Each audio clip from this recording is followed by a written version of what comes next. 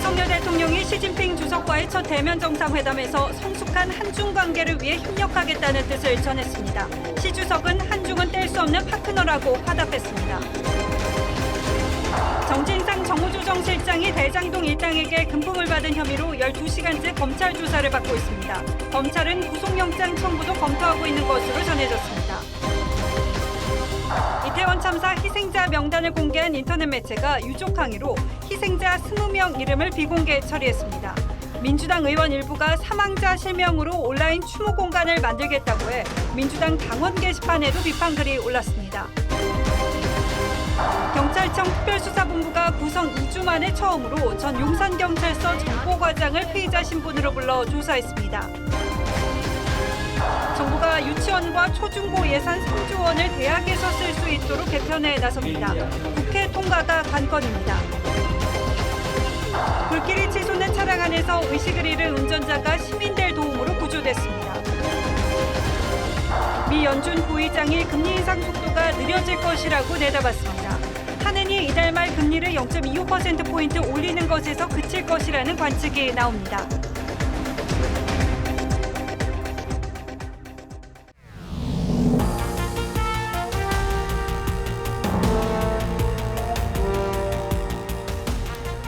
시청자 여러분 안녕하십니까? 뉴스9의 신동욱입니다. G20 정상회의 참석자 인도네시아 발리를 방문 중인 윤석열 대통령이 시진핑 중국 주석과 정상회담을 했습니다. 우리 대통령이 중국 정상과 직접 만난 건 3년 만이죠. 윤 대통령은 북한의 도발에 대한 중국의 역할을 당부했고 시 주석은 윤 대통령의 담대한 구상 이행을 적극 지지한다고 말했습니다. 만난 것 자체로도 의미가 적지 않습니다만 회담 시간이 실질적인 대화를 나누기에는 턱없이 부족해 아쉬움도 있었습니다. 인도네시아 발리에서 홍현주 기자가 오늘 첫 소식을 전해왔습니다. 윤석열 대통령과 시진핑 중국 주석이 환한 표정으로 악수합니다. 지난 3월 윤 대통령 당선 이후 통화했던 두 정상은 오늘 G20 회의장에서 처음으로 인사를 했고 오후 늦게 별도로 만나 25분간 회담을 했습니다. 윤 대통령은 상호 존중과 호혜에 기반한 성숙한 한중 관계를 강조했고 국제사회의 자유, 평화, 번영을 추구하는 데 있어 중국의 역할이 매우 중요합니다. 시 주석은 한중은 뗄래야 뗄 수 없는 파트너라면서도 다자주의를 강조했습니다. 多边平谈沟通和协调共同践行真正的多边主义 윤 대통령은 최근 북한이 전례 없는 빈도로 도발을 지속한다며 중국의 적극적인 역할을 기대한다고 했지만 시 주석은 한중 양국이 한반도 문제에 공동이익을 가진다는 말로 답변을 대신했습니다. 다만 시 주석은 우리 정부가 제안한 담대한 구상에 대해 북한이 호응해온다면 이행될 수 있도록 적극 지지하겠다고 말했습니다. 한중 정상이 만난 건 2019년 12월 이후 3년 만입니다. 첫 동남아 순방에서 한미와 한일, 한미일 그리고 한중까지 주요국 정상들과 연쇄회동을 가진 윤 대통령은 4박 6일간의 일정을 마무리하고 잠시 뒤 귀국길에 오릅니다. 인도네시아 발리에서 TV조선 홍현주입니다. 한중 정상회담은 순방 떠나기 전은 물론이고 어제까지도 성사 가능성이 불투명했습니다. 한미일 협력 강화가 중국의 마음을 불편하게 한 측면도 부담이었을 겁니다. 그렇다면 전격적으로 회담이 성사된 데는 어떤 배경이 있었는지 현지를 직접 연결해서 물어봐드리겠습니다. 자, 김정우 기자, 어제 이 시간에도 회담 성사가 불투명하다고 했는데 성사 사실은 최종적으로 언제 발표가 됐습니까? 네, 막판까지 확신을 못하다가 오늘 오전 전격적으로 회담 사실이 발표가 되자 여기 기자들도 꽤 놀라는 분위기였습니다. 그 남중국해나 대만 해협 같은 중국이 민감해하는 사안을 윤 대통령이 순방 중에 여러 차례 발언하면서 이런 대중 강경 기류 속에 과연 회담이 가능하겠냐 이런 전망이 많았습니다.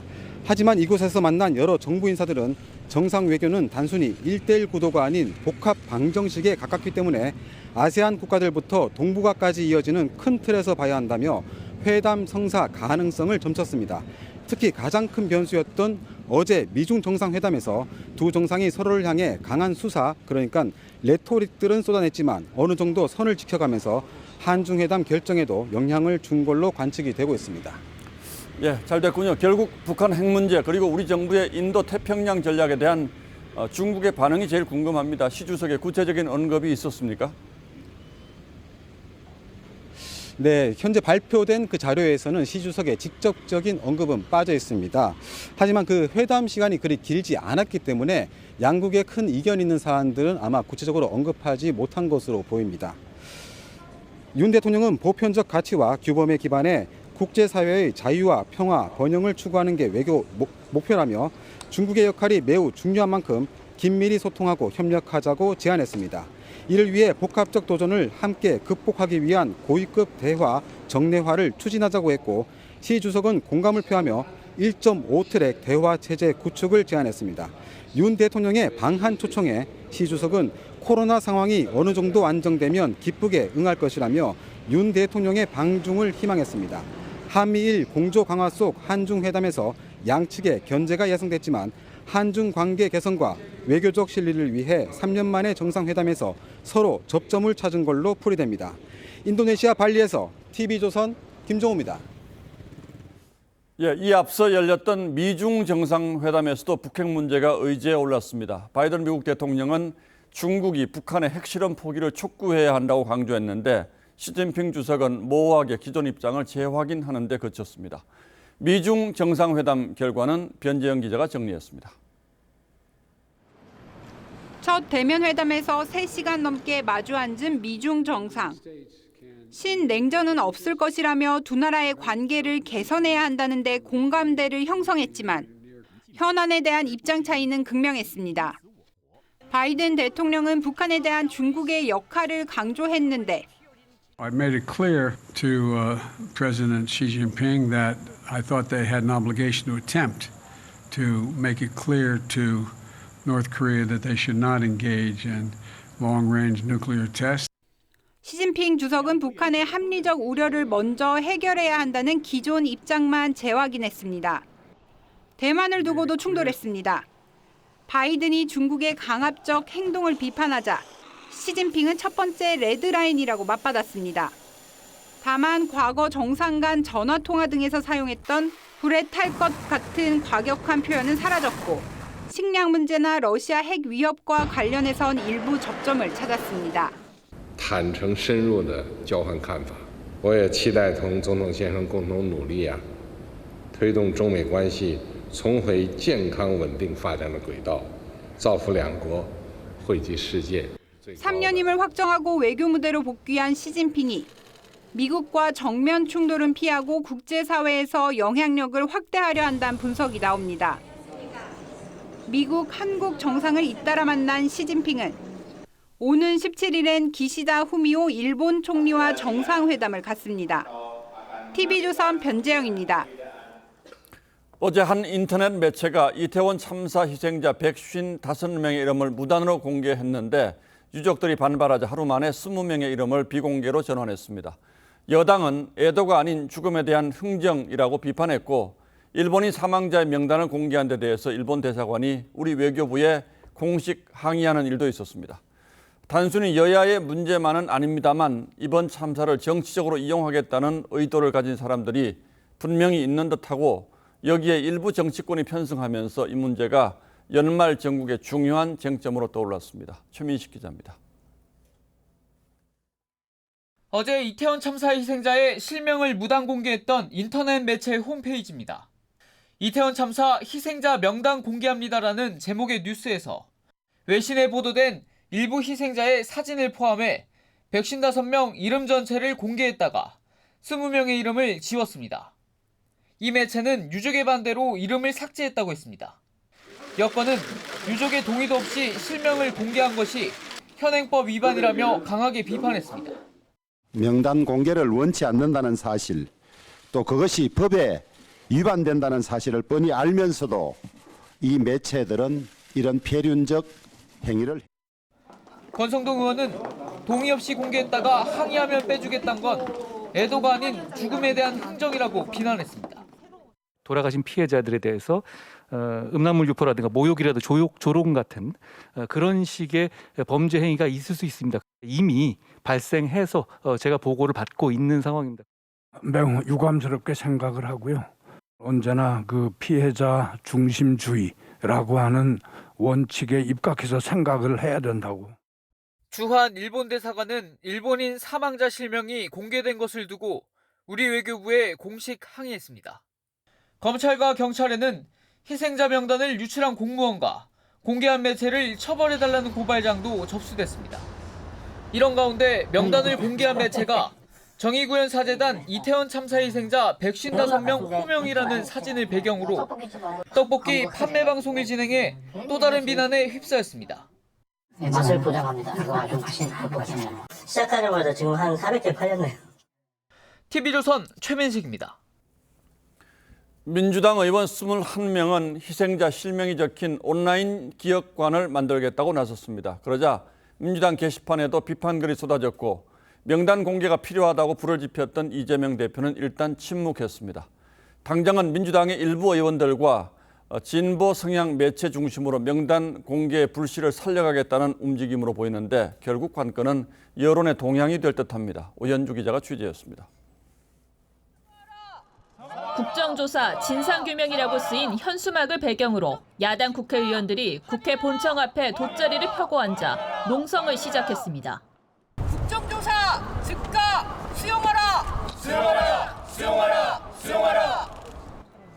농성에는 민주당 내 강경파 모임인 철험회 소속 의원들과 검수완박 법안의 법사위 통과를 위해 이른바 꼼수 탈당을 했던 민형배 의원까지 모두 21명이 참여했습니다. 이들은 기자회견에서 이태원 참사 희생자들의 이름과 사진 공개 필요성을 재차 주장했습니다. 추모를 어떻게 합니까? 그분이 누구인지, 그분의 얼굴이 어떻게 생겼는지 보고 추모를 해야 되잖아요. 그러면서 희생자 실명으로 온라인 추모 공간도 만들겠다고 했습니다. 익명이 아닌 실명으로 모두를 기억하겠습니다. 희생자 정보는 각 유가족의 뜻에 따라 공개될 것입니다. 하지만 당원 게시판에는 희생자 실명 공개에 대한 반대글이 쇄도하고 있습니다. 동의였지 않은 독단이고 강요된 애도다. 고인을 2번 욕보인다. 정치에 왜 참사를 이용하냐는 비판이 본물을 잃었고 희생자 이름과 얼굴 공개 주장에 불을 지폈던 이재명 대표에 대한 비난글도 올라왔습니다. 세상에 어떤 참사에서 이름도 얼굴도 없는 곳에 온 국민이 분향을 하고 애도를 합니까? 여론의 역풍을 의식했는지 이 대표를 포함한 당 지도부는 희생자 명단이 공개된 어제부터 침묵을 지키고 있습니다. TV조선 오현주입니다. 일방적인 명단 공개는 명백한 불법이라는 게 법무부의 입장입니다. 2차 가해라는 비판 여론도 적지 않죠. 대형 참사에서 유가족 동의 없는 희생자 명단 공개는 가능한 것인지 지금부터 따져보겠습니다. 자, 홍영 기자, 개인정보보호법 위반이라는 주장이 있는데 어떻습니까? 현행 개인정보보호법에서의 개인정보는 이 살아있는 개인에 관한 정보입니다. 예. 살아있는 사람이라면 이름, 주민번호뿐 아니라 쉽게 특정할 수 있는 간접 정보까지도 보호 대상이지만 사망자 이름은 보호할 방법이 없다는 뜻으로 해석됩니다. 자, 망인은 그렇더라도 그렇다면 유가족들이 피해를 볼 수도 있지 않겠습니까? 네, 그 유족의 신상 같은 살아있는 사람의 개인정보와 연관될 수 있다고 해석할 수도 있습니다. 예. 일부 유가족의 위임을 받은 민변은 명단 공개에 반발하면서 이 개인정보보호법은 개인정보 처리자의 동의가 원칙이라고 했습니다. 유족의 동의 없이는 법 위반이라는 겁니다. 또 명단 공개로 희생자나 유족을 모욕하거나 조롱하는 댓글이 발생하면 명예훼손을 일으킨 이 방조죄로 볼 수 있다는 의견도 있습니다. 이번에 공개된 명단을 누군가가 의도적으로 유출한 것이라면 여기에 대해서는 어떤 책임을 물을 수 있습니까? 네, 경찰이나 행안부 등 행정기관일 경우 명단을 유출한 공무원은 공무상 비밀 누설죄로 처벌받을 수 있습니다. 예. 이 병원에서 명단을 유출했다면 또 의료법 위반에 해당합니다. 유출 경로와 관련해선 시민단체들이 고발한 상태라서 곧 수사가 시작될 것으로 보입니다. 유족들이 민사적인 책임을 물을 수도 있습니까? 네, 명단 공개에 연루된 사람들에게 유족들이 정신적인 피해와 관련해서 손해배상을 청구할 수 있습니다. 또 명단 게재 금지 가처분 신청을 하고 위반한 날만큼 강제금을 집행하는 방법도 있습니다. 그러나 지금까지 많은 참사에서 명단이 공개돼 왔고 이번 역시 추모의 목적이라고 하지 않습니까? 그 의도는 어떻게 판단할 수가 있습니까? 네, 명예훼손이나 정치적인 의도로 명단을 공개했다면 당연히 처벌 대상이지만 선의의 목적이었다고 주장을 한다면 참작이 될 수도 있습니다. 하지만 명단을 공개한 유튜브 채널은 해당 방송에서 떡볶이를 먹고 홍보하고 판매하기도 했습니다. 예. 의도의 진정성이 의심받을 수 있는 부분이어서 만약에 재판까지 간다면 문제가 될 수도 있습니다. 법적 문제를 떠나서 이건 인권의 문제이기도 하죠. 맞습니다. 우리 헌법과 관련 국제법에서는 인권 기준에서는 인격권과 프라이버시 권리를 보장합니다. 국제인권법에 따른 가이드라인은 희생자와 희생자 가족의 사생활을 적극 보호하라고 강조합니다. 이 사적인 정보 공개가 돌이킬 수 없는 치명타를 줄 수 있기 때문입니다. 또 세월호 참사 생존자의 트라우마를 연구했던 김승섭 교수는 이태원 참사 유가족이나 지인은 평생 그 기억을 짊어지고 살아가야 한다면서 이 트라우마를 겪는 이들에게 가장 중요한 것은 안정이라고 말했습니다. 결국 처벌 조항이 모호해서 이런 논란이 있다면 이참에 법을 손볼 필요도 있겠군요.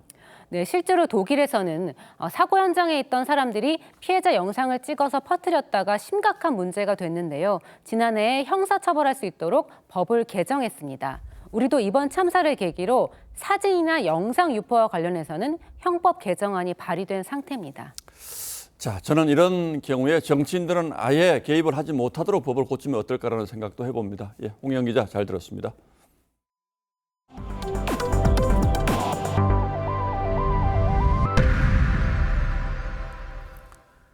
대장동 의혹과 관련해서 이재명 대표로 가는 마지막 길목으로 평가되는 정진상 민주당 정무실장이 오늘 검찰에 소환됐습니다. 그동안 공개된 영상이 전혀 없을 정도로 베일에 쌓인 인물인데 오늘 검찰 출석 역시 언론에 전혀 노출되지 않았습니다. 먼저 조사를 받은 유동규, 김용 씨와는 달리 매우 적극적으로 모든 혐의를 부인하고 있는 것으로 알려졌습니다. 오늘 밤 정 실장의 운명이 어떻게 될지가 이번 사건의 중요한 분수령이 될 듯합니다. 취재기자 연결합니다. 자, 송민성 기자. 네, 서울중앙지검에 나와 있습니다. 아직은 조사 끝났다는 얘기가 없는데 상당히 장시간 조사가 진행 중이군요.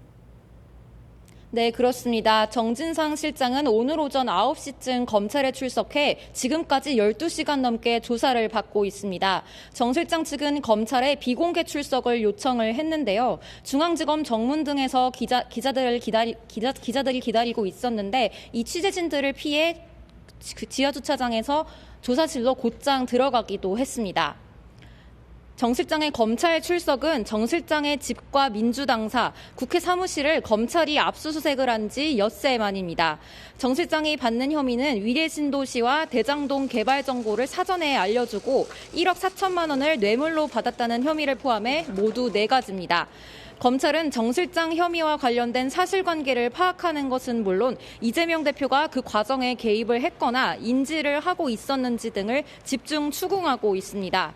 정 실장 측 변호인은 소환에 앞서 검찰 조사 내용 중에 터무니없는 부분이 너무 많아서 모두 반박하겠다고 밝혔습니다. 검찰은 지금까지 조사된 내용만으로도 신병 확보에 문제가 없다고 보고 곧바로 정 실장의 구속영장을 청구할 것으로 보입니다. 정 실장에 대한 조사와 향후 신병 처리 결과는 이 대표를 향한 윗선 수사의 분수령이 될 전망입니다. 서울중앙지검에서 TV조선 송미선입니다. 정진상 실장은 이재명 대표가 변호사에서 야당 대표가 될 때까지 20년 가까이 그림자처럼 보좌해 왔습니다. 이재명 대표에게 올라가는 모든 서류는 정 실장을 거쳐갔다는 말도 있을 정도입니다. 검찰은 그래서 두 사람의 관계를 정치적 공동체로 규정했죠. 그런데 왜 이렇게 얼굴을 숨기고 있는지 궁금하시죠? 저도 궁금합니다. 두 사람의 관계는 김복은 기자가 취재했습니다.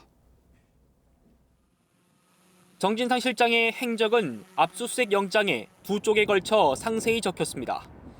부산에서 학생운동을 하다 1995년 운동권 인사가 많은 경기도 성남 지역으로 옮겼고 이후 본격 시민단체 활동을 하던 중 이재명 대표와 알게 됐습니다. 이후 이재명 변호사 사무실 사무장과 시민 기자로 활동하며 이 대표 홍보 기사를 쓰는 등 2005년부터 이 대표와 정치적 공동체가 됐다고 검찰은 판단했습니다. 이 대표가 정치적 변곡점인 굵직한 선거를 치를 때마다 정 실장은 공직을 떠나 도운 뒤 선거가 끝나면 재임용되길 반복하는 등 이 대표의 복심 역할을 해온 점을 근거로 제시했습니다. 영장에는 이 대표가 성남시장과 경기도지사 재직 시절 자신에게 올라온 보고서와 문건은 모두 정 실장 검토를 거치겠다는 부분도 등장합니다. 성남FC 후원금 의혹 사건에서도 이 대표가 성남FC 운영은 정진상과 상의하라고 할 정도로 사실상의 2인자 역할을 해왔다는 평가입니다. 정치권에선 성남시청 6급 비서관으로 정식 결재 선상에 없던 정 실장이 정책실장 직함을 쓰며 주요 서류에 서명했다는 의혹도 제기됐는데 성남시의회에서는 이름은 아는데 얼굴은 모른다고 할 정도로 대외 노출을 꺼려온 걸로 전해집니다. TV조선 김목원입니다. 자, 이 정도 관계면 정진상이라는 사람이 어떤 사람인지 정도는 알려지는 게 상식인데 실제로 이런 사람이 존재하는가라는 의문이 들 정도죠. 검찰 조사는 어떻게 진행되고 있는지 주원진 기자에게 좀 더 자세히 물어보겠습니다. 자, 주 기자 어서 오십시오.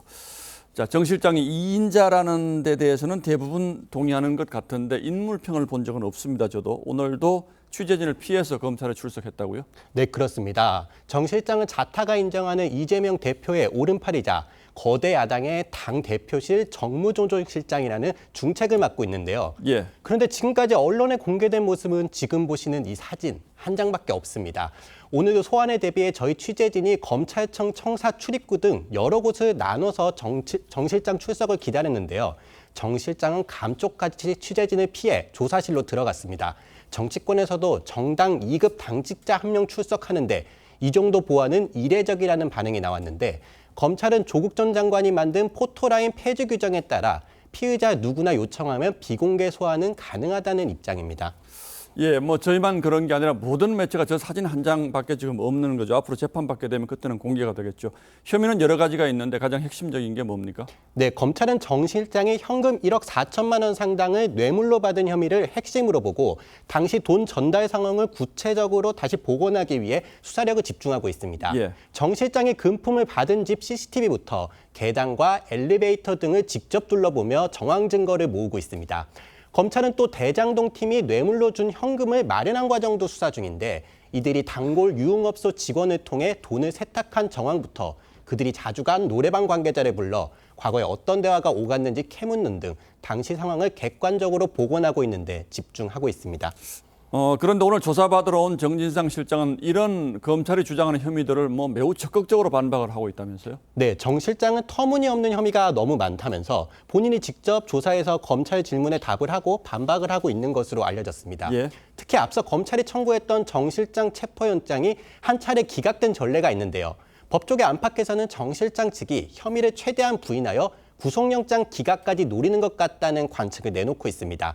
또한 김 부원장은 비교적 형량이 낮은 정치자금법 위반으로 기소된 데 비해 정 실장은 특가법상 뇌물죄로 조사를 받고 있는데 이 죄가 유죄가 인정되면 10년 이상 징역부터 무기징역까지 선고받는 중죄라 방어를 적극적으로 할 수밖에 없다는 분석도 나옵니다. 예, 민주당은 검찰을 아주 맹비난하고 있죠? 네, 그렇습니다. 민주당은 지난주 공수처에 대장동 사건을 수사 중인 강백신 부장검사 등을 피의사실 공표 혐의로 고발했습니다.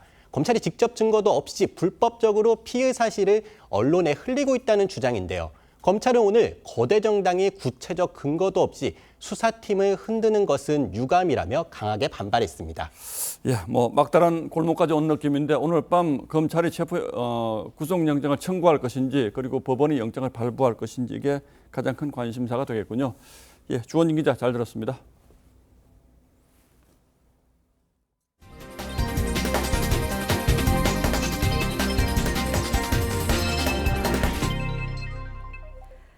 이태원 참사를 수사하는 경찰 특별수사본부가 헬로윈 보고서 삭제를 지시한 의혹을 받는 전 용산경찰서 정보과장을 불러 조사했습니다.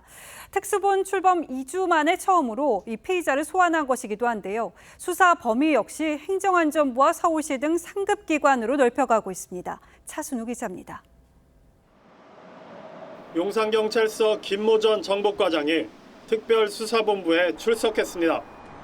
김 전 과장은 헬로윈 인파로 사고 발생 우려가 있다는 용산경찰서 정보관 보고서 삭제를 지시했다는 혐의를 받습니다.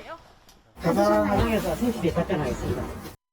1일 특수본 출범 이후 피의자로 입건된 사람은 이임재 용산경찰서장과 박희영 용산구청장 등 모두 7명인데 이 가운데 처음으로 김 전 과장이 소환 조사를 받은 겁니다.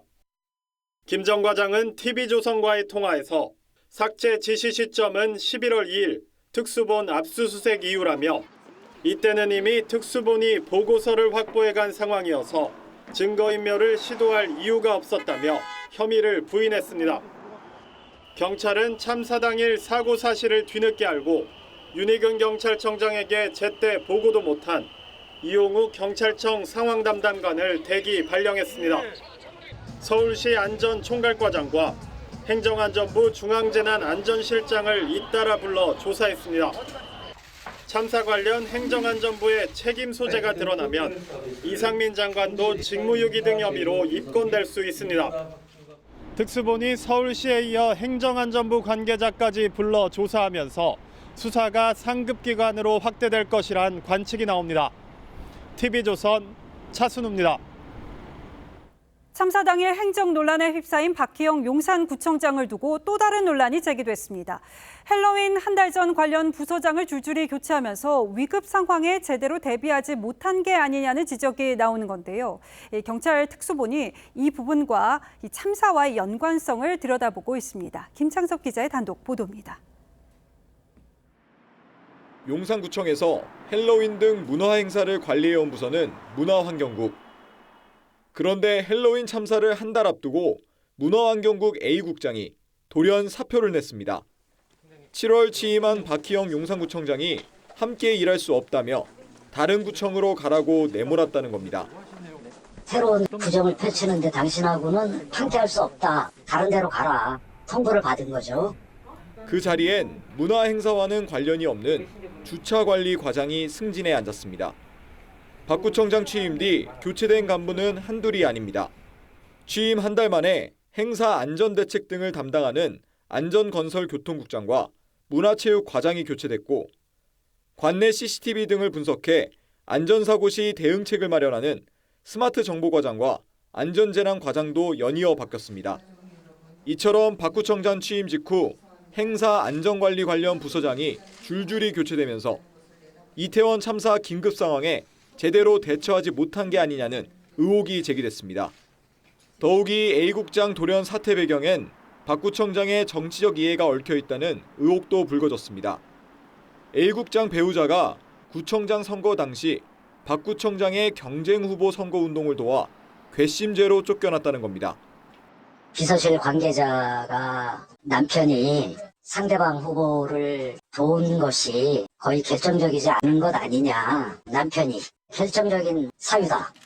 경찰은 박 구청장의 줄줄이 인사 배경을 살피는 동시에 참사 대응 미비와의 인과관계도 파악 중인 것으로 전해졌습니다. TV조선 김창섭입니다. 고 박원순 전 서울시장의 사망 뒤 인권위는 이 박 전 시장의 행위가 성희롱에 해당한다고 결정했습니다. 박 전 시장 배우자가 이 결정을 취소해달라고 소송을 제기했지만 법원이 받아들이지 않았습니다. 결과적으로 인권위에 이어서 법원도 박 전 시장이 부하 직원을 성희롱했다고 인정한 건데 재판부는 박 전 시장의 행위가 장기간에 걸쳐서 피해자에게 고통을 줬다고 봤습니다. 서영일 기자입니다. 지난해 1월 인권위는 고 박원순 전 시장이 여직원을 상대로 성희롱을 했다며 서울시에 피해자 보호 방안 마련을 권고했습니다. 석 달 뒤 박 전 시장의 유족이 인권위 결정을 취소해달라고 행정소송을 냈는데 법원은 인권위의 결정은 적절했다고 판단했습니다. 재판부는 박 전 시장이 늦은 밤 피해자에게 러닝셔츠를 입은 사진을 메시지와 함께 보내고 집무실에서 손을 만진 것 등이 장기간에 걸쳐 여러 번 행해져 정신적 고통을 줬다고 봤습니다. 유족 측은 피해자가 박 전 시장에게 호의적이었고 4년 동안 피해를 호소하지 않았다며 성희롱은 없었다고 했지만 재판부는 피해를 공론화할 경우 받게 될 업무상 불이익을 고려한 것이라고 봤습니다. 유족 측은 판결에 반발했습니다. 사망이라는 사실만으로 의견 진술의 기회도 없이 이렇게 사실 인정을 하고 판단을 해도 되는 것인지. 앞서 2020년 7월 박 전 시장이 숨진 채 발견된 뒤 강제추행 혐의로 부하 여직원에게 고소당한 사실이 알려졌고 경찰은 그해 12월 해당 사건을 공소권 없음으로 종결했습니다. TV조선 서영일입니다. 불길이 치솟는 차량 안에서 의식을 잃은 운전자를 시민들이 구조했습니다. 폭발이 우려되는 상황이었지만 이 주변에 있던 돌과 야구방망이를 이용해서 구조에 나선 건데요. 박건우 기자가 당시 상황 전하겠습니다. 흰색 승용차가 화단형 중앙분리대를 그대로 들이받습니다. 잠시 뒤 승용차가 불길에 휩싸이고 의식을 잃은 60대 운전자는 빠져나오지 못합니다. 사고는 오늘 새벽 1시 20분쯤 광주광역시의 한 도로에서 일어났습니다. 사고를 목격한 시민 한 명이 달려왔지만 운전석 문이 잠겨 있어 구조에 실패합니다. 이를 지켜본 또 다른 시민은 승용차 유리창을 부수면서 구조에 힘을 보탭니다. 시민들이 불길을 뚫고 구조한 운전자 A씨는 손에 2도 화상을 입었지만 의식을 회복하고 병원에서 치료를 받고 있습니다. 재산 무조건 그냥 꺼내야겠다는 생각밖에 안 들었던 것 같아요. 경미한 부상이어서 너무 다행이고. A씨 차량은 뒷유리창이 깨져 있고 시민들이 구조 당시 사용하던 돌덩이가 아직도 뒷좌석에 남아 있습니다. 경찰은 A씨가 의식을 잃은 상태에서 가속 페달을 계속 밟아 불이 난 것으로 보고 있습니다. 의식을 갑자기 잃으신 거 사용을 하고 있고. 폭발의 위험까지 무릅쓴 용감한 시민들이 이웃의 소중한 생명을 구해냈습니다. TV조선 박건우입니다. 고병원성 조류 인플루엔자가 전국으로 확산될 조짐입니다. 강원 원주 양계장에서 AI 항원이 검출됐고 전남 강진에서는 철새 사체에서 고병원성 AI가 확인됐습니다. 지자체는 혹시 철새의 분변이 묻은 들쥐가 바이러스로 옮길까 쥐약까지 놓고 있습니다. 김다로 기자가 돌아봤습니다. 양계장 입구가 통제됐고 방역 차량이 오가는 차량을 소독합니다. 이틀 동안 닭 600여 마리가 폐사한 원주의 한 양계장에서 조류 인플루엔자 항원이 검출됐습니다. 강원도는 지난해 2월 이후 고병원성 AI가 발생하지 않았던 곳입니다. 철새 이종 현황도 없고 그래가지고 집에도 좀 난감한데 발생한 거는 이 양말 처음이죠. 올 가을 들어 고병원성 AI가 확진된 전국의 12곳 가운데 9곳은 최근 5년 동안 고병원성 AI가 확진되지 않은 곳이었습니다. 전남 강진에서 죽은 채 발견된 철새 2마리는 오늘 고병원성 AI로 확진됐습니다. 걸리게 되면은 다른 농장에 피해도 되고 농가들은 지금 불안한 상태에 지금 놓여 있습니다. 현재 고병원성 AI는 충북에서 집중 발생하고 있습니다. 충북은 지난달 26일부터 가금농장 8곳에서 고병원성 조류 인플루엔자가 발생했습니다. 충청북도는 야생동물 전파를 막기 위해 들쥐 퇴치 계획까지 세웠습니다. 야생동물에 의해서 전파된 그런 것들 감안하고 보고서 대책도 얘기가 나온 거. 정부는 올해 고병원성 AI가 지난해보다 20일 빠르고 범위도 넓다며 철저한 방역 관리를 당부했습니다. TV조선 김다로입니다. 정부가 유치원, 초중고 예산 일부를 대학 지원에 쓰겠다고 발표했습니다.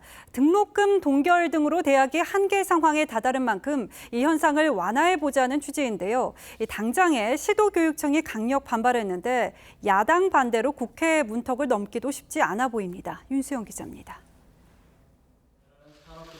교육부와 기획재정부가 11조 2천억 원의 특별회계를 편성해 대학을 지원하겠다고 발표했습니다. 여기에는 유치원과 초중등 예산에 쓰이던 지방교육재정교부금 3조 원도 포함됐습니다.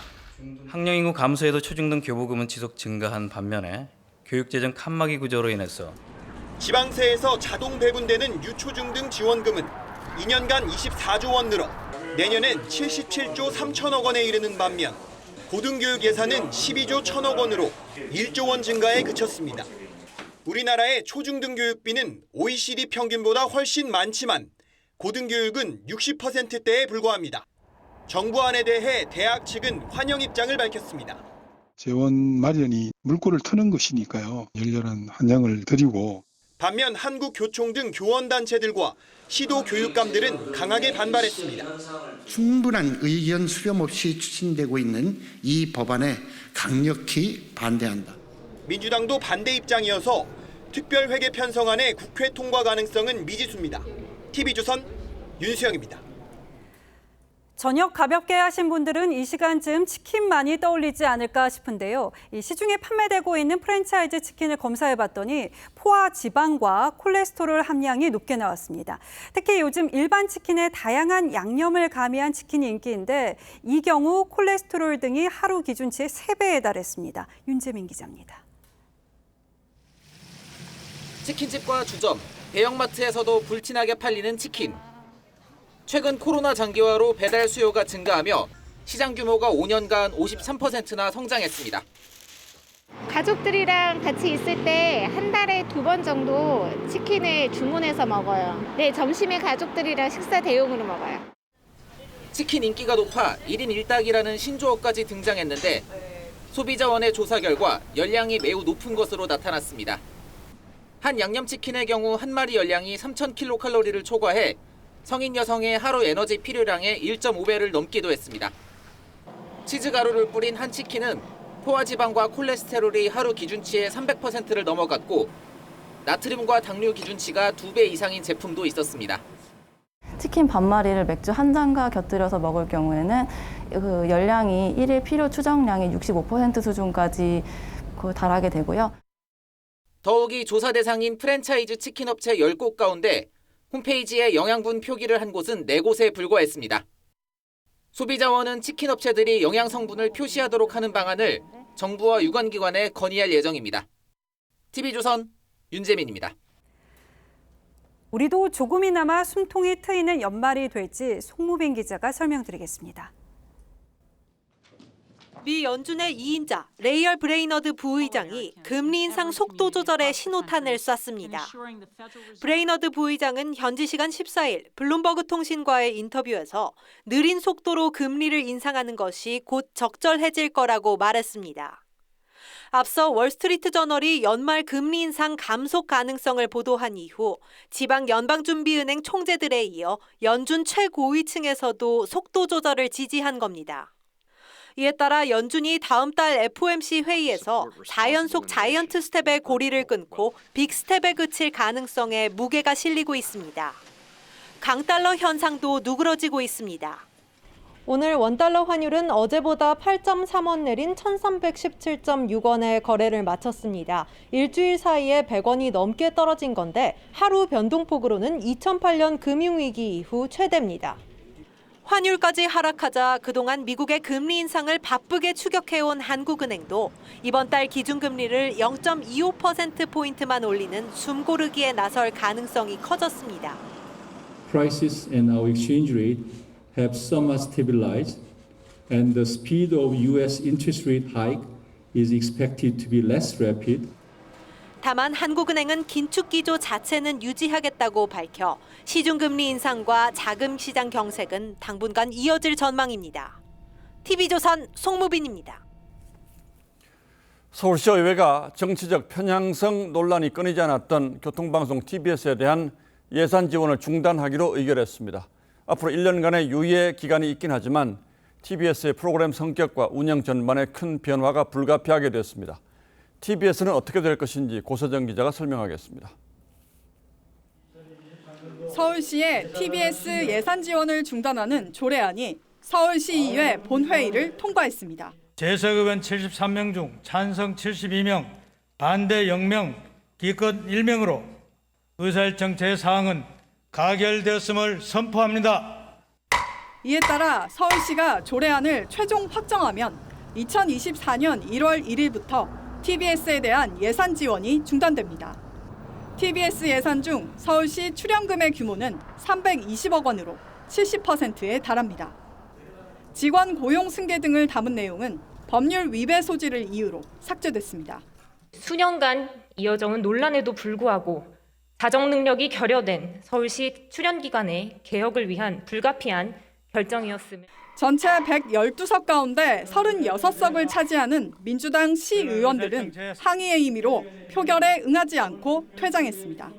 TBS의 기능 정상화가 아니라 특정 정치 세력의 입맛에 맞지 않는 방송을 편성하는 TBS에 대한 지원을 끊는 것이었기. TBS 노조는 언론 자유와 생존권을 침해하는 행위라며 강력히 반발했습니다. 고작 조립되지 한 장으로 사라지는 그런 시대를 우리가 살고 있습니다. 민주주의의 공기라는 언론이 이런 식으로 유린당하고 있습니다. 서울시의회 국민의힘 측은 조례안 유예 기간 중 TBS 개편 방안에 관한 새로운 조례안이 제출될 경우 심의에 나설 것이라고 밝혔습니다. TV조선 고서정입니다.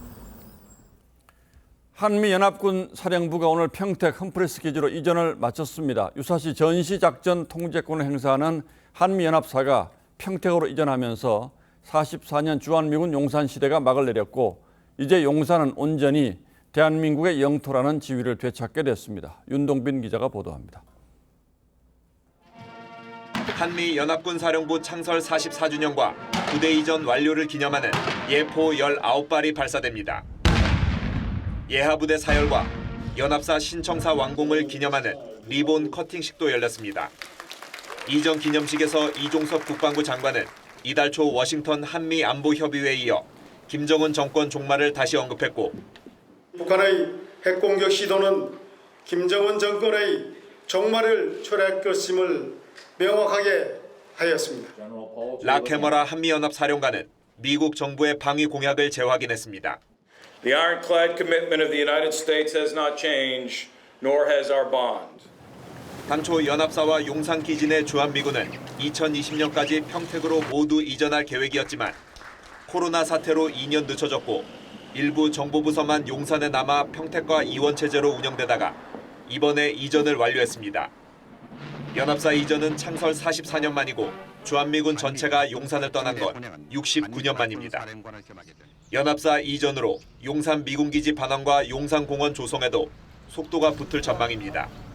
그동안 용산기지 남측 사우스 포스트에서만 부지 반환 작업이 진행되고 있었는데 연합사가 위치했던 메인 포스트에서도 반환 작업이 시작될 것으로 보입니다. TV조선 윤동빈입니다. 이 반도체를 만드는 데 쓰는 기계를 독점 생산하는 기업이 있습니다. 네덜란드의 ASML인데요. ASML이 우리나라에 2,400억 원을 투자하기로 했습니다. 미중 갈등 속에 우리가 얻은 호재이기도 한데 장혁수 기자가 좀 더 설명드리겠습니다. 반도체 장비 업체 ASML이 투자하는 곳은 경기도 화성. 5년간 2,400억 원을 투자해 반도체 장비의 유지 보수를 위한 재제조 센터 등을 짓는다는 계획입니다. For the next decade, I think we will hire at least 1,400, potentially more. We will start the industrial activity by our repair and remanufacturing center in Korea. ASML은 반도체 초미세 공정에 필수인 노광 장비를 사실상 독점적으로 생산해 공급하는 네덜란드 기업으로 글로벌 반도체 기업들에겐 슈퍼 을로 통합니다. 지난 6월 이재용 삼성전자 회장의 유럽 출장 중 주요 일정도 ASML 경영진과의 면담이었습니다. It's just the beginning. To transfer that technology, the knowledge of that technology would take 5 to 10 years. So you have to start with a remanufacturing center to build up the knowledge. 미국이 중국 기업에 대한 반도체 장비 수출 제한 등 대중 견제 의지를 밝히면서 일부 기업은 중국 현지 직원을 철수시킨 상황. 한국이 대한투자처로 부상하고 있다는 분석입니다. 차이나런이라고 해서 그러잖아요. 인력, 기술 다 지금 빠지고 있는데 한국이 거기에 대한 대한투자죠. ASML의 시설이 완공되면 국내 반도체 업체의 핵심 장비 유지 관리가 지금보다 훨씬 쉬워져 반도체 산업 경쟁력을 한 단계 업그레이드 시킬 것으로 기대되고 있습니다. TV조선 장혁수입니다.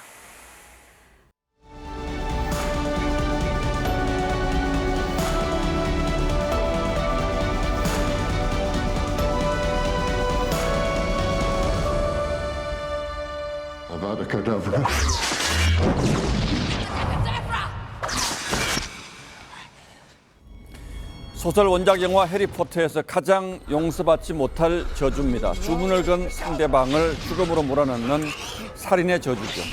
이 때문에 종교계엔 해리포터 시리즈가 악마 숭배를 조장한다는 비판이 적지 않았습니다. 가톨릭도 교황청 공식 견해는 없지만 사제와 퇴마사, 학교들이 해리포터 책을 불태우거나 도서관에서 퇴출시키곤 합니다. 죽음의 저주는 실제로서는 주문이며 어둠의 왕 악마의 상징이라는 거죠. 강화도에는 음식점으로서는 옛 성공회 분소부터 김성수 주교가 어릴 적 다녔던 온수리 성당, 광화읍의 번듯한 팔짝지붕 성당까지 100년 넘은 한옥 성당들이 있습니다. 성공회는 비아 메디아를 추구합니다. 가톨릭과 개신교 사이에서 지켜온 중용의 길이죠. 편견과 고집보다 공존과 조화를 앞세우는 성공회 정신이 한옥 성당에서 빛을 발합니다. 그런데 한 성공회 신부가 온 국민의 염원을 모아 대통령이 탄 전용기가 추락하기를 바란다고 했습니다. 탑승객이 100명 넘는 비행기가 추락하라는 저주입니다. 그는 명동 성당 추모 미사에 참석한 대통령 사진을 올리며 나 같으면 성당 출입을 금지시키고 두드려 팬 뒤 감옥에 가겠다고 쓰기도 했습니다. 한 천주교 신부도 대통령 부부가 전용기에서 떨어지는 합성 사진과 함께 기도하는 아이 사진까지 올렸습니다. 우리 어머니들이 정화수 떠놓고 간절히 빌던 말 비나이다 비나이다까지 곁들였습니다.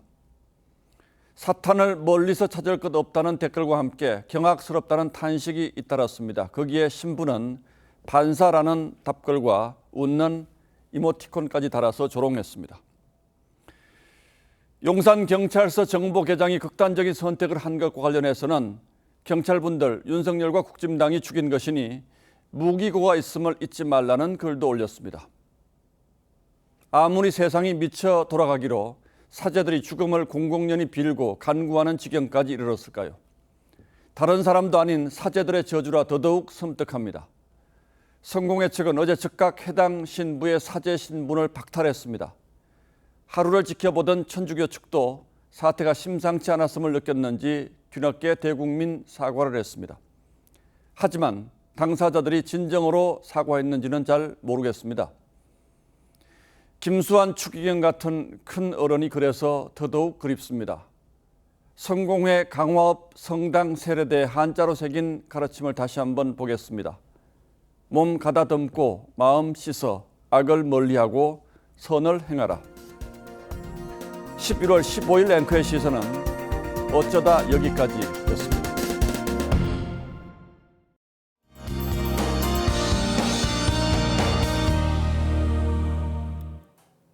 오늘 남부 지역은 맑았지만 중부 지역은 흐린 가운데 비가 내리기도 했습니다. 중부 지역은 내일 새벽까지 비가 좀 더 이어지겠고요. 비가 그친 직후부터는 안개가 짙게 끼겠습니다. 출근길 시야가 뿌옇겠고요. 도로가 미끄러울 수 있겠습니다. 기온은 오늘보다 조금 오르겠습니다. 아침 기온은 서울과 청주가 6도에서 출발하겠고요. 낮 기온은 서울이 14도, 대전과 대구는 16도까지 오르겠습니다. 따뜻한 서풍이 기온을 끌어올리면서 미세먼지도 섞여 유입되겠습니다. 내일 경기와 충남 지역은 초미세먼지 농도가 나쁨 단계를 보이겠습니다. 이제 수능일이 이틀 앞으로 다가왔는데요. 이번에 수능 한파는 없을 전망이고요. 다만 미세먼지는 정체될 수 있겠습니다. 날씨였습니다.